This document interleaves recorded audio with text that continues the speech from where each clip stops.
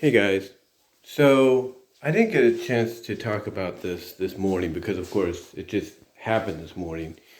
But of course, while I was at work, while I was at work, and also while I was on the bus this morning, news came out that Stephen A. Smith of ESPN, who's a very, I guess you could say, controversial at times, but very personified personality in a way that he just sticks out in the crowd with the way he presents himself.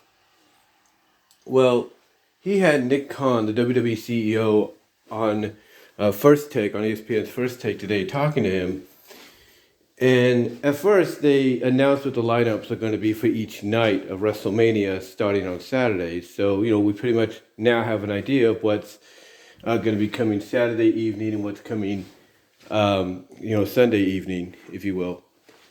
But he also, like I said, talked to Nick Khan. And Stephen A. Smith, he has a way of, conducting an interview and trying to get at least, an answer that we pretty much all want to have, come out of the mouth of someone like a Nick Khan.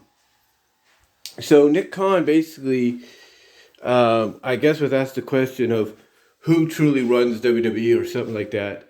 And he basically said that there's only one person that runs WWE, and that's Vince McMahon.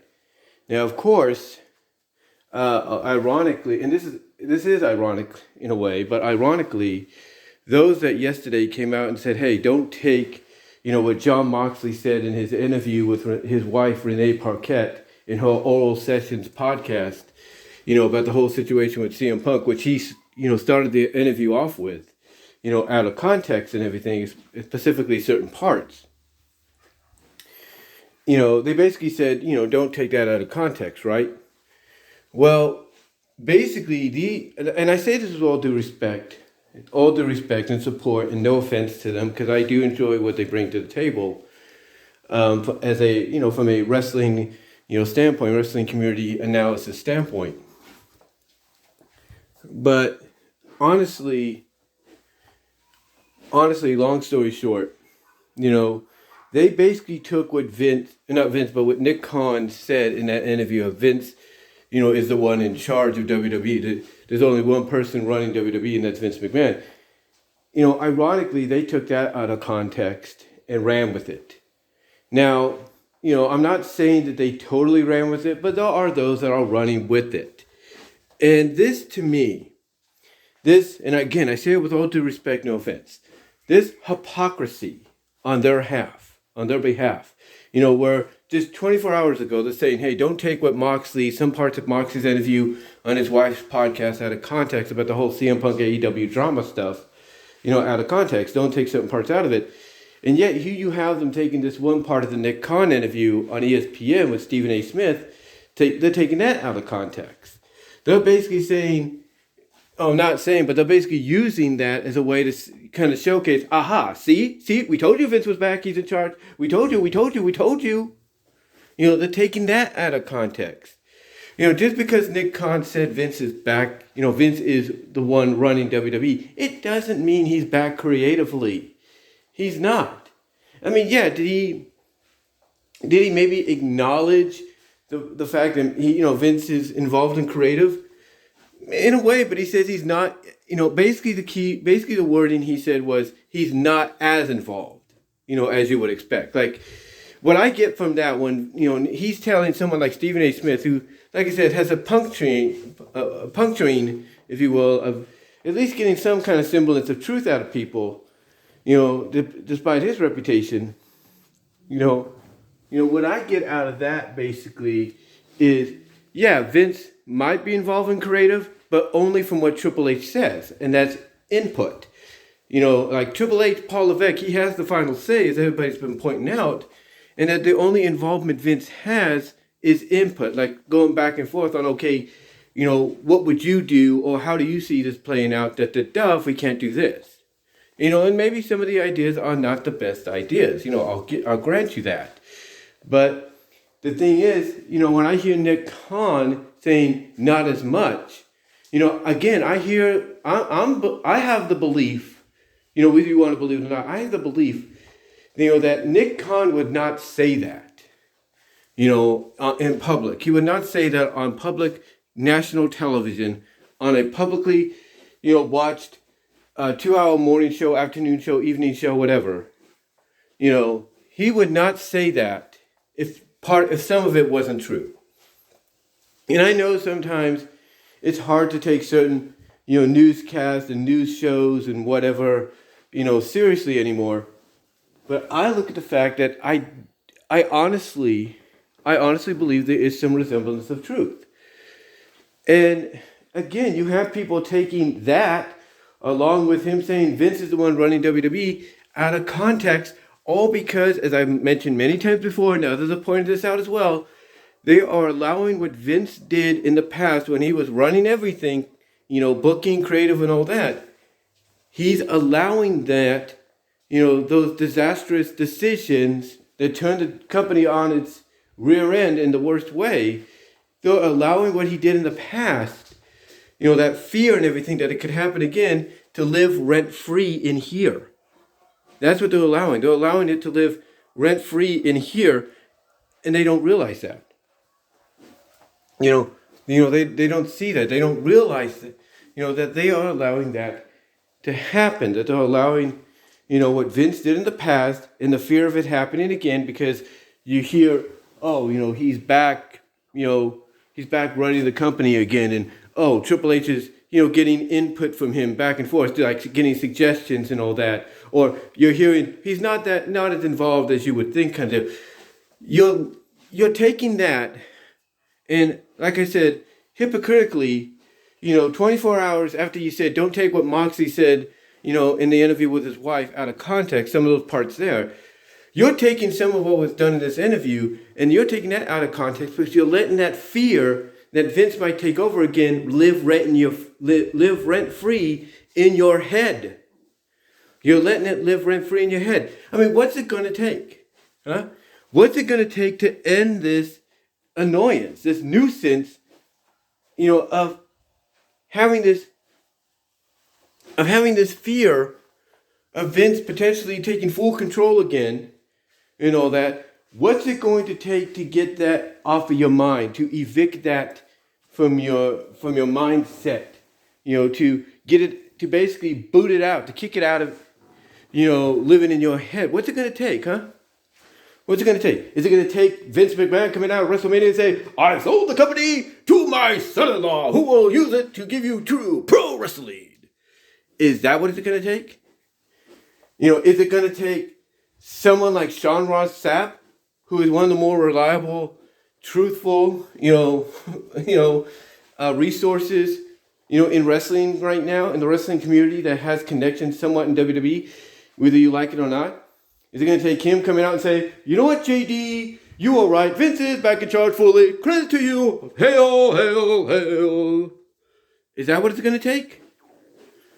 What is it going to take, huh? What is it going to take? Is it going to, like I said, is it going to take Vince selling the company to his son-in-law? Is it going to be, what is it going to take? Is it going to be Triple H calling up each of your podcasts? Your podcast, Alex, your podcast, JD, your podcast, Solid Monster? Is it going to take Paul Levesque himself to call you out straight on, call you up and to talk to you straight and say, what you believe, what you're hearing is not true? Is that what it's going to take?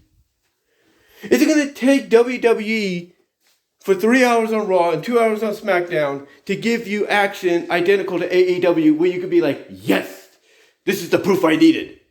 Is it going to take that? Because, to me, again, you want to know why, people want to know why Alex Hicks and JD and even Solid Monster's name, among others, are thrown into discussion of being part, a huge part of, the taxation, if you will, of the wrestling fan base, of the wrestling community. It's because of this. It's because of this, and they need to stop. They need to stop. Okay? Just come out and say it. Just come out and say it. Say you will not stop until Vince is dead. That should be all you say. And then leave it at that. That way people know how you truly feel about it. and you leave it at that, and then just go from there. Because obviously because you fear he's going to sell to the Saudis. What are you going to fear? You're fearing that's going to happen? No. And even if it does, your fears could be falsely founded. Yeah, I mean, come on. How many times have I and others have said that there might be people, if not the entire PFI or whatever it's called, publicly invested fund of Saudi Arabia, who are we not to say that they are not up to speed with what's going on? That they don't want to modernize and, basically upgrade and take the country into the future. Who's to say they're not with it? They don't understand where we're coming from about why we don't trust them. And they want to try to change that perception. Who's to say those people aren't running that group that potentially could buy the WWE? Who's to say it? No one. No one can say it, but what if they come out and they do buy and then nothing really happens? Nothing really happens. What then? What then? Are you guys going to come out and try to find another excuse? What this is at the end of the day, is just a bunch of fear-mongering. We all talk about how the news always over-exaggerates things to fear-monger us, right? We always say that. We always say, the news is doing this to fear-monger us. This person, the news, like MSNBC is exaggerating this to fear-monger us. The government's doing this to fear-monger us and all that. How many times have we come out and said we need to stop listening to the fear-mongering? Because it's basically ruining, it's ruining our lives. It's ruining our enjoyment of the news and stuff like that. What is it going, how many times have we said that? Huh? How many? A lot. And the same applies here. So my suggestion is don't be a hypocrite and do what you preached 24 hours prior with that whole Moxley situation, the Moxley interview and all that, and taking, whatever he said there out of context, for your own clickbaitiness and all that. Don't take this interview with Stephen A. Smith, with Nick Khan and everything and what he said there. Don't take that out of context. Be honest with yourself. And if being honest basically means you coming out and say, hey, look, you want me to stop saying this and stop believing it? I'll stop believing it when Vince is dead. Why don't you just say that? Because that's how you guys feel. Or why don't you just come out and say, hey, look, the reason I act like this is, yes, I've drunk the AEW Kool-Aid and all I really want is pro wrestling. That's all you have to say. That's all you have to say. Because you know what? Once you guys say something like that, at least we'll have a better understanding of, this is why they feel this way. But most of all,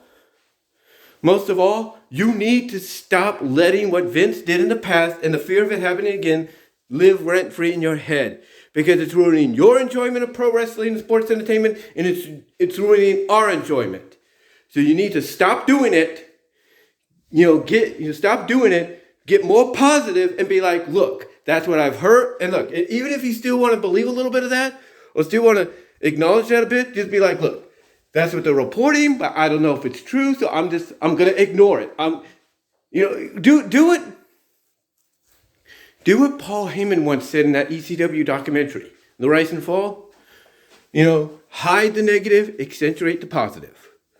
That's what you need to do. Hide that negative thought of, Vince could be coming back and taking over again. Hide that away and accentuate the positive you have right now.